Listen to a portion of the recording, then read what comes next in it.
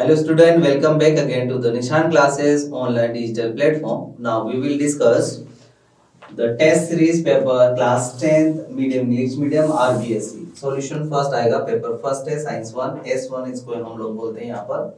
First question आता है MCQs multiple type kind of questions. Where does the gaseous exchange takes place? In the lungs. तो lungs में alveoli वो structure होती है जहां पर गैसेस एक्सचेंज होता है हमारे ह्यूमन सेल यानी ब्लड कैपिलरीज और लंग्स के बिटवीन. तो गैसेस एक्सचेंज जो होगा वो होगा एल्वियोलाई के यहां पर. ठीक है. तो where does the gases exchange take place in the lungs? That is known as alveoli, जिसको हम लोग structural and functional unit of lungs बोलते हैं. सेकंड क्वेश्चन आता है the pulmonary artery carries blood from the. तो हमें पता है जो पल्मोनरी आर्टरी होती है वो डायरेक्टली ओपन होती है कहां से?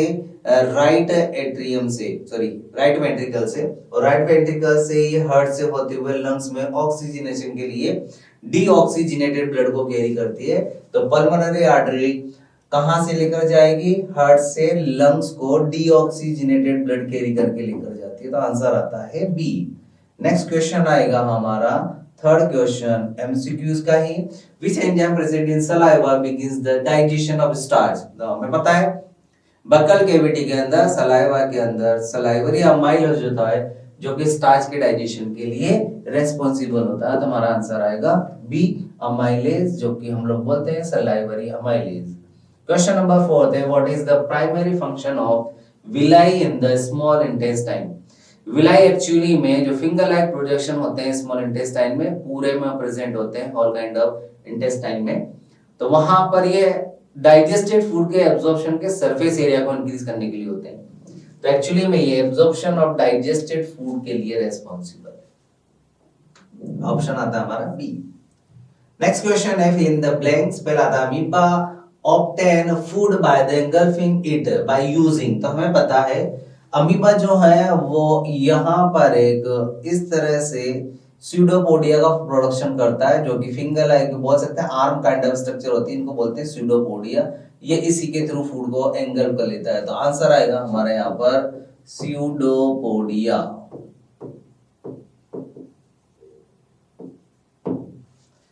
Next the instrument used to measure blood pressure is known as. तो हमें पता है वो है स्फिग्मोमेनोमीटर.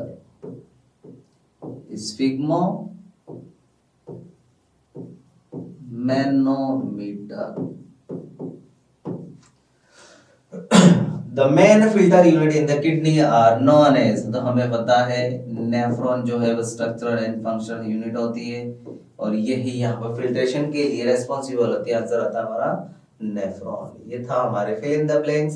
क्वेश्चन नंबर 3 वेरी शॉर्ट यानी 1 मार्क्स के आएंगे. The very short kind of questions है एक्चुअली में. तो what is the role of the saliva in the nutrition? Explain. तो हमें पता है सलाइवा का मेजर रोल क्या होता है. बक्कल कैविटी में सलाइवा जब फूड के रेफरेंस में रिलीज होता है तो सलाइवा के अंदर स्पेसिफिक काइंड ऑफ एंजाइम्स होते हैं. नाम है पहला सलाइवरी अमाइलेज. और सलाइवरी अमाइलेज जो है वो एक्चुअली में हमारे फूड के डाइजेशन के लिए रेस्पॉन्सिबल होता है. और फूड में भी किसका डाइजेशन करेगा? स्पेसिफिकली कार्बोहाइड्रेट स्टार्च का. तो याद रखना है सलाइवा का मेजर रोल पहला सलाइवरी अमाइलेज रिलीज करके कार्बोहाइड्रेट स्टार्च का डाइजेशन करना.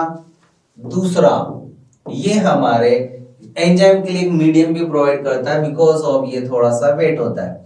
तो हमारे फूड को मिक्सिंग करने में भी हेल्प करता है. तो फूड मिक्सिंग में हेल्प करेगा, है ना. यहाँ से ये बोलस की फॉर्म में आगे चला जाता है तो थोड़ा सा स्मूथ काइंड ऑफ हो जाता है. क्लियर? ये इसके फंक्शन हो गए. नेक्स्ट वन आता है क्वेश्चन नंबर 2 थर्ड का ही. What is the role of stomata in transpiration? तो हमें सबको पता है लीफ की लोअर सरफेस पर स्टोमेटा प्रेजेंट होता है और स्टोमेटा जो है वो एक्सेस ऑफ वाटर को यहां से ट्रांसपीरेशन के थ्रू ही रिलीज करता है क्योंकि स्टोमेटा की ओपनिंग क्लोजिंग से ही गैसेस एक्सचेंज पर डायरेक्ट अफेक्ट होता है. प्लस जो प्लांट अपने ट्रांसपीरेशन के थ्रू टेम्परेचर को रेगुलेट करते हैं उसमें मेजर रोल प्ले करता है स्टोमेटा क्योंकि ट्रांसपीरेशन के थ्रू जो वाटर रिलीज होगा, इवेपोरेशन होगा, ड्रॉपलेट की फॉर्म में वो स्टोमेटल पोर के थ्रू ही होगा। तो ट्रांसपिरेशन का मतलब है excess of amount of water को रिलीज करना as a water droplet in the evaporation की फॉर्म में, और इसकी सरफेस पर प्रेजेंट टेम्परेचर को मेंटेन करना। तो स्टोमेटा की ओपनिंग और क्लोजिंग से ही ये वाटर यहां से रिलीज आउट होगा और इसी की बेसिस पर ट्रांसपिरेशन की रेट डिसाइड होगी। अगर ओपन होगा तो ट्रांसपिरेशन रेट मैक्सिमम और क्लोज होगा तो मिनिमम, या बोल सकते हैं लेस, जीरो बोल सकते हैं। थर्ड इसका और क्वेश्चन है, what is the function of platelets in our blood.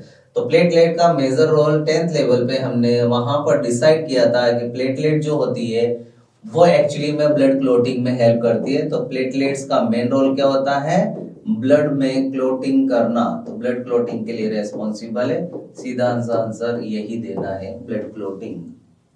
Next आता है why we feel cramps in our muscles during the sudden physical activity।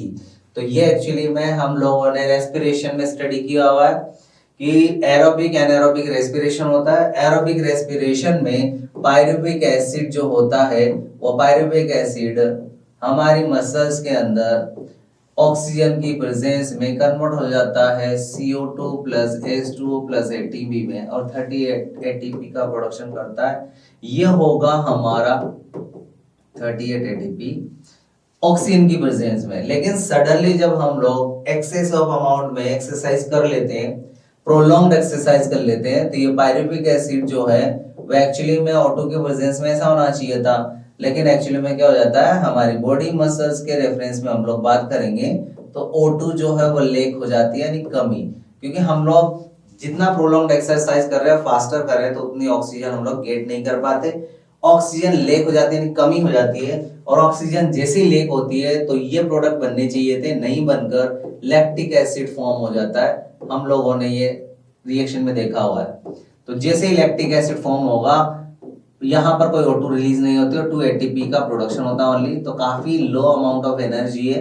Lactic acid हमारी मसल्स में एक्यूमुलेट होता है और ये यहाँ पर फटीग यानी थकान के लिए रेस्पॉन्सिबल होगा। तो हमारी मसल्स फटीग हो जाती हैं और हमें क्रैम्प्स आना स्टार्ट होते हैं। तो ये क्रैम्प्स के लिए इस तरह से रेस्पॉन्सिबल होता है, because of anaerobic kind of reaction होना स्टार्ट हो जाता है लैक ऑफ ऑक्सीजन की वजह से। और ये जो हमें थकान और क्रैम्प्स आते हैं वो लैक्टिक एसिड के एक्युमुलेशन की वजह से आते हैं। इसी का और क्वेश्चन है, what is the function of haemoglobin in our body. तो हमें पता है आरबीसी जो हमारी रेड ब्लड सेल्स होती हैं, इनके अंदर एक पिगमेंट होता है जिसको बोलते हैं हम लोग हीमोग्लोबिन, जो कि रेड इन कलर होता है।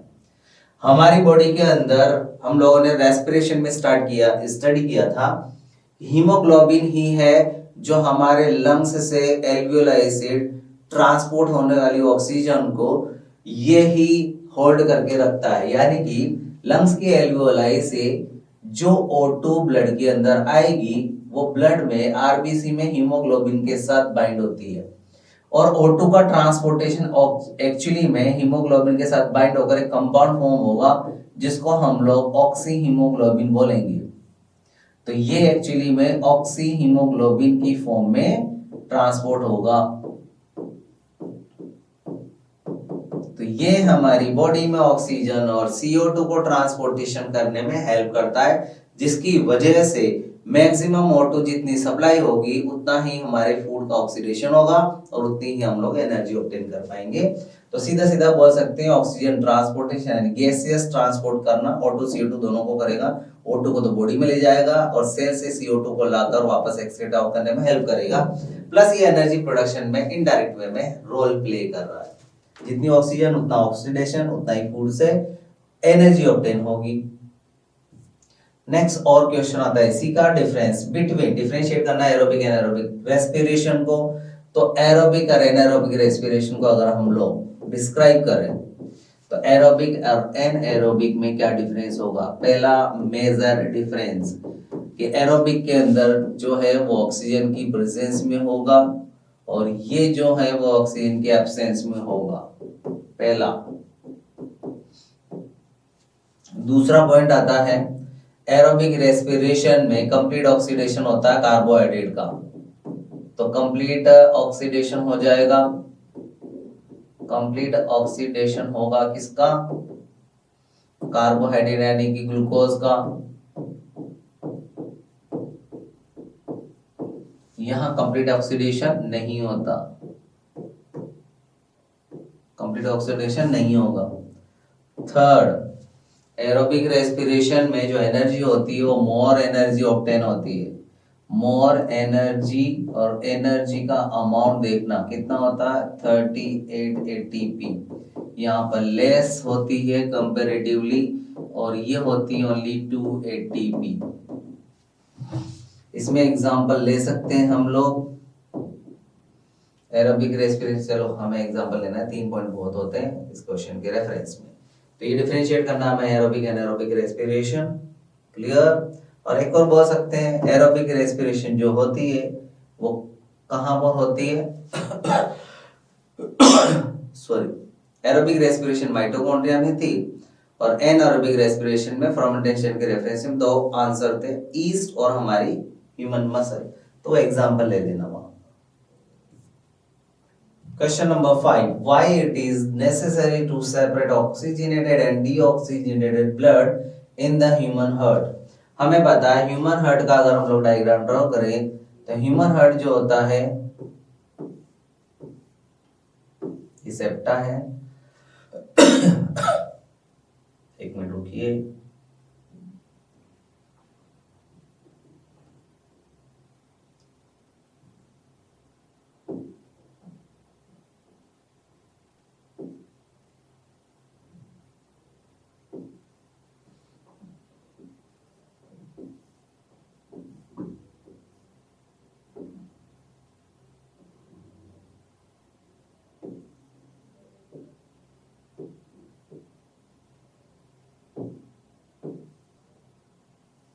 देखिए तो ये हार्ट है, ह्यूमन हार्ट। ऑक्सीजनेटेड और डीऑक्सीजनेटेड ब्लड को हम लोग अलग अलग सेपरेट कैसे कर रहे हैं। ये जो सेप्टा है होता है ये एक्चुअली में लेफ्ट और ये राइट पोर्शन है। लेफ्ट पोर्शन में जो है वो ऑक्सीजनेटेड ब्लड होता है, इधर डीऑक्सीजनेटेड ब्लड होता है। रीजन बता देता हूं मैं, इनको सेपरेट करना क्यों मैंडेटरी है और क्या रोल प्ले करते हैं। तो हार्ट में इनका सेपरेशन होना मैंडेटरी है बिकॉज ऑफ यहाँ से जो आउटा है वो ऑक्सीजनेटेड ब्लड को ही कैरी करके लेकर जाती है और आउटा जाती है बॉडी को लेकर। किसको लेकर? बॉडी के लिए ऑक्सीजन लेकर जाएगी। तो अगर ऑक्सीजनेटेड ब्लड डीऑक्सीजनेटेड ब्लड के साथ मिक्स हो जाता है तो यहाँ पर जितना ऑक्सीजन अमाउंट सेपरेटली बॉडी में ऑक्सीडेशन ऑफ फूड के लिए जाएगा वो ऑक्सीडेशन होगा फूड का, तो ऑब्वियस है मैक्सिमम एनर्जी ऑब्टेन होगी और वो एनर्जी हम लोग हमारी एक्टिविटीज में यूज्ड अप करेंगे, यानी many kind of used up करेंगे। ये ऑक्सीजनेटेड ब्लड की वजह से होगा। जितना ज्यादा ऑक्सीजनेटेड ब्लड उतनी ज्यादा ऑक्सीजन सेपरेटली ट्रांसपोर्ट होगी, फूड का ऑक्सीडेशन करेगी और मैक्सिमम एनर्जी यूज्ड हम लोग करेंगे जो वहां पर जनरेट होगी। डीऑक्सीजनेटेड ब्लड सेपरेट है तो इसको यहाँ पर पल्मोनरी आर्टरी के थ्रू लिया जाएगा लंग्स में और यहाँ पर लंग्स में इसको ऑक्सीजनेटेड कर दिया जाएगा जो हम लोग रेस्पिरेशन के थ्रू ऑटो मिक्स कर देंगे लंग्स से सॉरी। और ये वापस पल्मोनरी वेन के थ्रू ऑक्सीजनेटेड ब्लड यहाँ आ जाता है, ये था पल्मोनरी वेन। क्लियर। तो दोनों को मिक्स होने से प्रिवेंट करने के लिए सेप्टा है और इसीलिए सेपरेट किया जाता है क्योंकि हमें हमारी बॉडी की एक्टिविटीज के लिए मोर एनर्जी और मोर ऑक्सीजन की रिक्वायरमेंट है। अगर ब्लड मिक्स हो जाता तो हमें इतनी oxygen mix up kind of मिलती O2 और CO2 दोनों, जिसकी वजह से हमें इतनी एनर्जी ऑब्टेन नहीं हो पाती, हम लोग एक्टिविटीज इतना परफॉर्म नहीं कर पाते। इसीलिए यहाँ पर मिक्सिंग जो है वो सेपरेट और प्रिवेंट कर दी गई है by the production of energy. इसको एक्सप्लेन भी किया हुआ है मैंने। द 4 चेम्बर्ड हार्ट होता है इफेक्टिव कीप ऑक्सीजनेटेड और डीऑक्सीजनेटेड ब्लड को हम लोग सेपरेट रख पाते हैं। तो heart effective keeps the oxygen rich blood left side and oxygenated यानी ऑक्सीजन पुअर ब्लड यानी कि deoxygenated blood from the mixing left portion में रखेंगे हम लोग। और वहां पर जब आगे बढ़ेंगे तो देखो एफिशिएंसी ऑक्सीजन डिलीवरी, ऑक्सीजन को डिलीवर करने के लिए एफिशिएंसी को इंक्रीज करने के लिए ही ये सेपरेट होते हैं। तो by keeping the two blood types separate the system can deliver a more concentrated and efficient supply of oxygen to the body's tissues.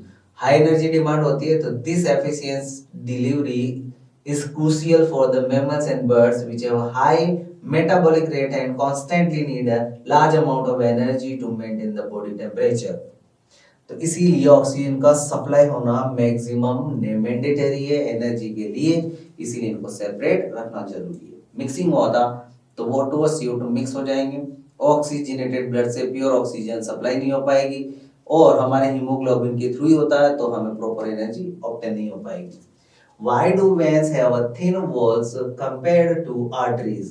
Because of vein जो है वो only ब्लड को कलेक्ट करती है, वो सप्लाई करने का काम नहीं करती, वो कलेक्ट करके ओनली कहाँ लाती है, यहाँ ब्लड के अंदर, सॉरी हार्ट के अंदर। जबकि जो वेन होती है, सॉरी आर्टरीज होती हैं, उनकी वॉल थिकर होना मैंडेटरी है, बिकॉज वो हमारे ब्लड की सप्लाई जो है बॉडी में करती है और काफी हायर प्रेशर पर करती है। तो सप्लाई करने के लिए जब कॉन्ट्रैक्शन होता है तो उनकी वॉल में भी थोड़ा अफेक्ट होता है ब्लड का, तो ऑब्वियस है वहां पर उनका वॉल का थिकर होना मैंडेटरी है। देखो, when have a thinner wall than the arteries because the blood they carry is under the much lower pressure। When के अंदर तो लेकिन arteries must the withstand the high pressure। ये pulsating blood pumped directly from the heart requiring thick muscular elastic wall। ये supply करती है high pressure पे, इसलिए इनको वॉल थिक होना मैंडेटरी है। अगर ये नहीं करेंगे, ऐसा अडेप्टेशन नहीं होगा, तो ये जो कॉन्ट्रैक्शन होता है हार्ट के अंदर, यहाँ से जो हाई प्रेशर से ब्लड जाएगा आर्टरीज में, तो आर्टरी की वॉल थिनर होने की वजह से फट जाएंगी और ऑब्वियस ब्लड सप्लाई नहीं हो पाएगी। तो वॉल का थिकर होना इसलिए मैंडेटरी है आर्टरी का comparatively when. What are the differences between the autotrophic nutrition and heterotrophic nutrition? Auto और हेटरोट्रॉफिक न्यूट्रिशन में हमें मेजर डिफरेंस करना है, वो सिंपल सा है। ऑटोट्रॉफिक न्यूट्रिशन और हेटरोट्रॉफिक न्यूट्रिशन करते हैं।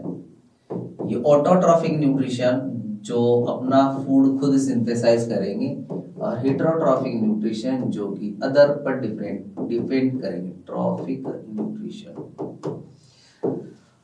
Auto they make their own food, make their own food,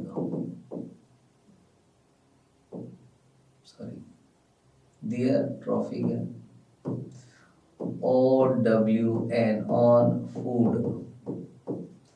इधर क्या होगा, डिपेंड अदर, ये अदर पर डिपेंड करेंगे फूड के लिए, खुद सिंथेसाइज नहीं करते।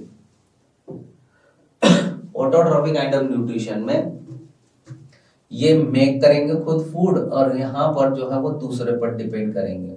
मेजर डिफरेंस ये खुद से था। और ऑटोट्रॉफिक फूड के लिए ऑब्वियस से पिगमेंट की रिक्वायरमेंट होती है, तो इनके पास पिगमेंट्स प्रेजेंट होंगे, पिगमेंट प्रेजेंट या नहीं होंगे। थर्ड, यहाँ फोटोसिंथेसिस परफॉर्म करेंगे प्रोडक्शन के लिए, ये नहीं करते। क्लियर, यहाँ पर इनके लिए सनलाइट मैंडेटरी है प्रेजेंस होना, यहाँ प्रेजेंस होना मैंडेटरी नहीं है। यहाँ पर जो एग्जांपल आते हैं वो प्लांट्स आते हैं, all kind of green plants और some kind of autotrophic bacterias.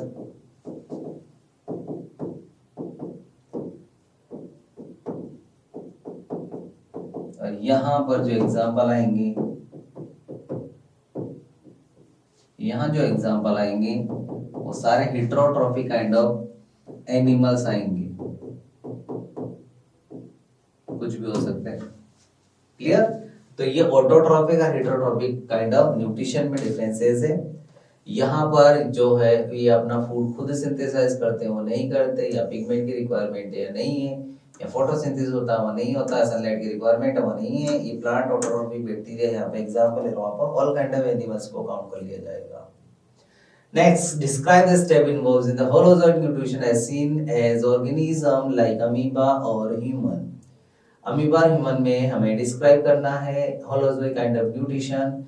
यहाँ पर मैंने अमीबा के अंदर शो किया हुआ है, अमीबा जो है एक पर्टिकुलर स्ट्रक्चर नहीं होती, जैसे ही कोई ऑर्गेनिज्म कांटेक्ट में आता है तो ये अपनी सरफेस को इस तरह से अराइज करते हैं, इन सरफेस को हम लोग बोलना स्टार्ट करते हैं स्यूडोपोडिया।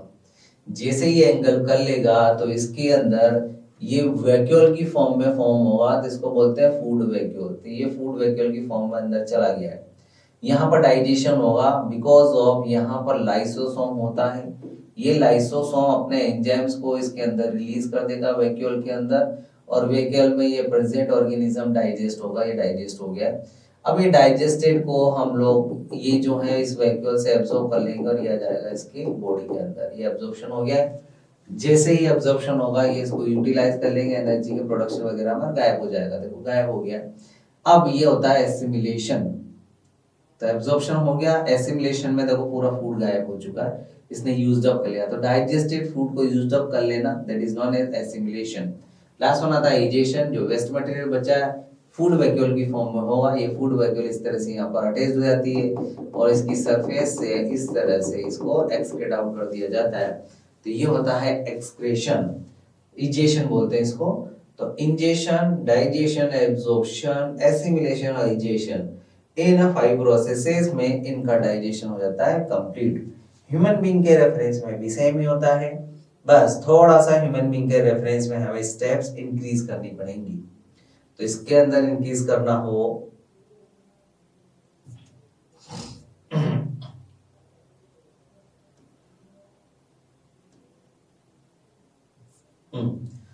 तो ये हमें ऑर्गेनिज्म लाइक अमीबा और ह्यूमन में न्यूट्रिशन को शो करना था। Holozoic kind of nutrition show करते हैं। होलोजोइक काइंड ऑफ न्यूट्रिशन वो न्यूट्रिशन होता है जिसमें ऑर्गेनिज्म इंजेशन से लेके इजेशन तक के 5 स्टेप जो फॉलो करते हैं अपने न्यूट्रिशन में, that is known as holozoic kind of nutrition. मतलब वो ऑर्गेनिज्म जो इंजेशन, डाइजेशन, एब्जॉर्प्शन, एसिमिलेशन और लास्ट में इजेशन को परफॉर्म करते हैं, that is known as holozoic kind of nutrition, जो हमने अभी अमीबा के अंदर देखा।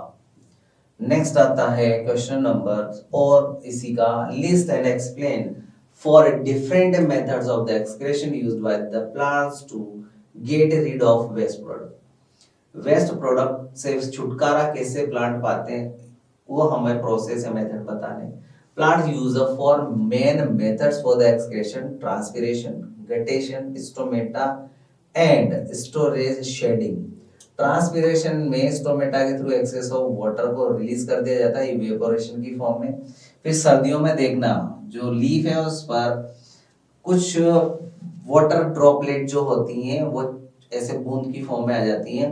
ये ड्रॉपलेट को रिलीज करना सर्दियों में, उसके एजेस पर आ जाना, that is known as guttation. Stomata जो है वो अपनी क्लोजिंग के थ्रू CO2 और O2 को रिलीज करती है।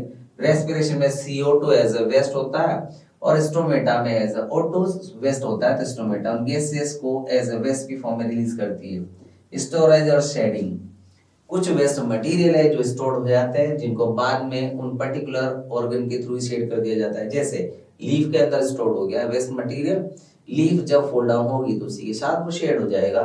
Same as it is bark के रेफरेंस में, फ्रूट के रेफरेंस में इनमें स्टोरेज कर देते हैं। जब वो शेड होंगे तब ये वेस्ट मटेरियल के साथ ही शेड हो जाएगा। देखो पहला gases waste removal method.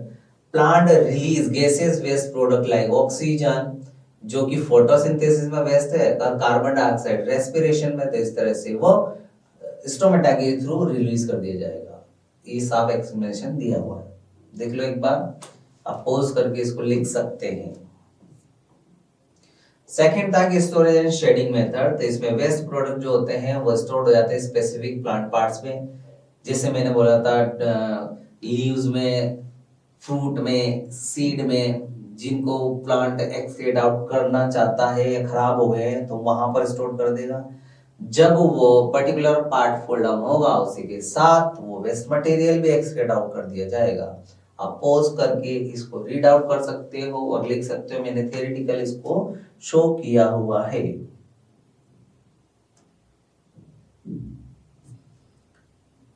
Next question है 7th long kind of question है। Draw a neat and label diagram of the human excretory system. तो 2 किडनी, 2 यूरेटर और 1 यूरिनरी ब्लैडर प्रेजेंट होता है। तो 2 किडनी, 2 यूरेटर और 1 यूरिनरी ब्लैडर।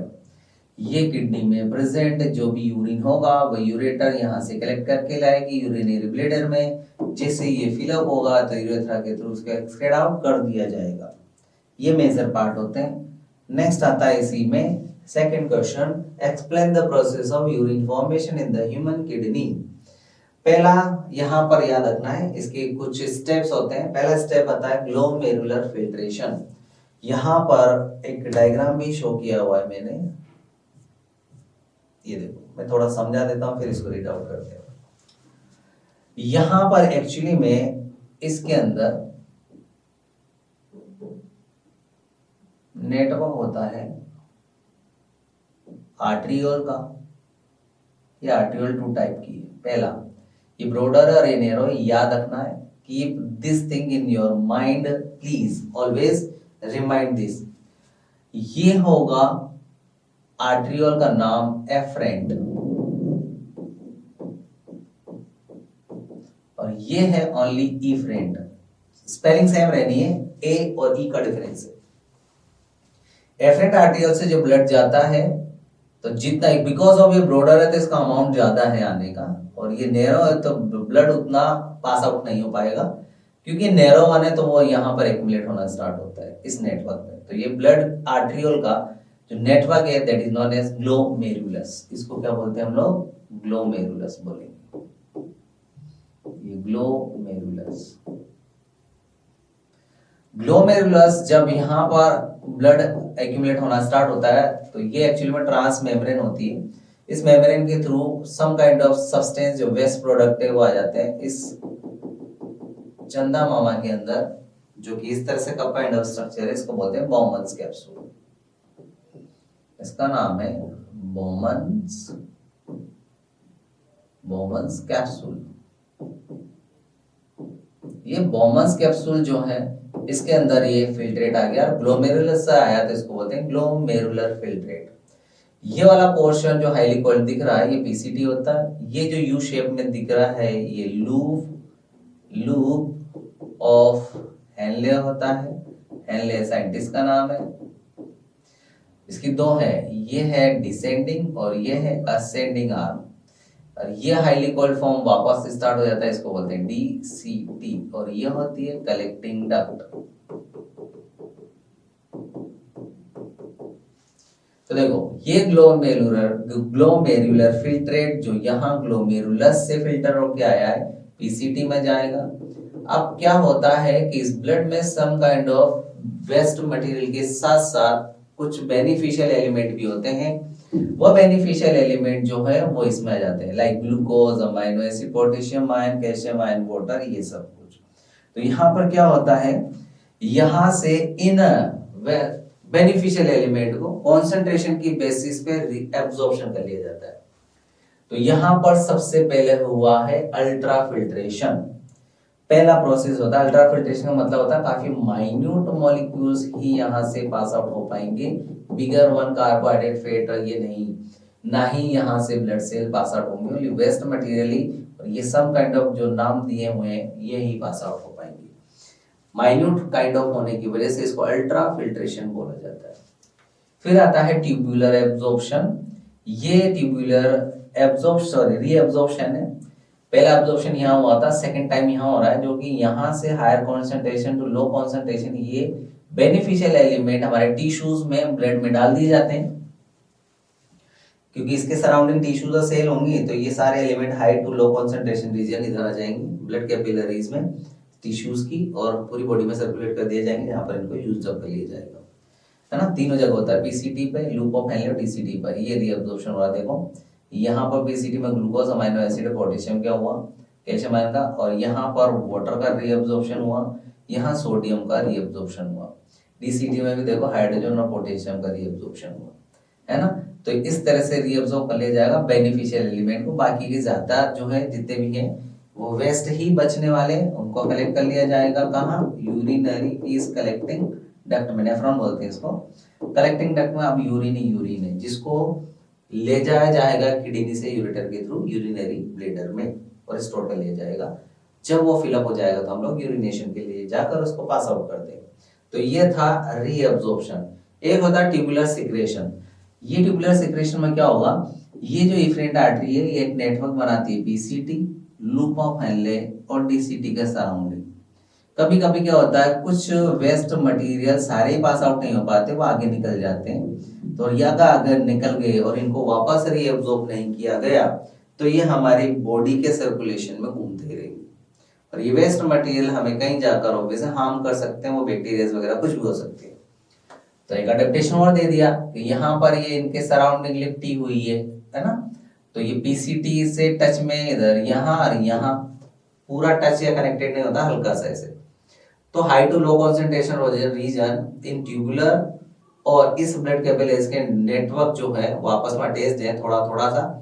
तो high to low concentration membrane के थ्रू ट्रांसमिट कर दी जाएगी। कैसे, इस इफरेंट आर्टेरियोल के अंदर वेस्ट मटेरियल है, वो waste material high to low concentration in tubules PCT, loop of Henle, DCT में ये जो ब्लड कैपिलरीज है ये इसके अंदर सीक्रेट आउट कर देंगे, इसलिए बोलते हैं इसको ट्यूबुलर सिक्रेशन। और ये वेस्ट मटेरियल वापस PCT, loop of Henle, DCT में आ जाएगा जो आगे निकल गया था।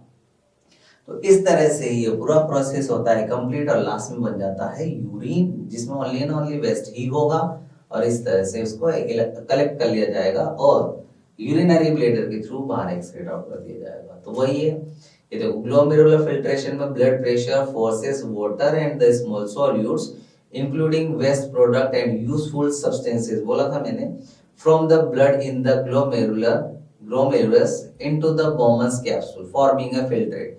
तो ये सब कुछ बेनिफिशियल एलिमेंट कुछ कुछ और बाकी के वेस्ट मटेरियल्स छनकर बोमन कैप्सूल में आ गए हैं, हाई प्रेशर की वजह से ये हुआ है। Next, larger molecule like proteins, blood cells and too large ये पास आउट नहीं हो पाते, वो उसी के अंदर रहते हैं। ट्यूबुलर रीअब्जॉर्प्शन में मैंने बोला था as the filtrant moves through the renal tubules and PCT, DCT और loop of Henle, the body reabsorb essential material only, है ना, एसेंशियल मटेरियल को वापस रीअब्सॉर्ब कर लेते हैं जो कि फिल्टर आउट होकर हमारी बॉडी कैपिलरीज में वापस चले जाएंगे।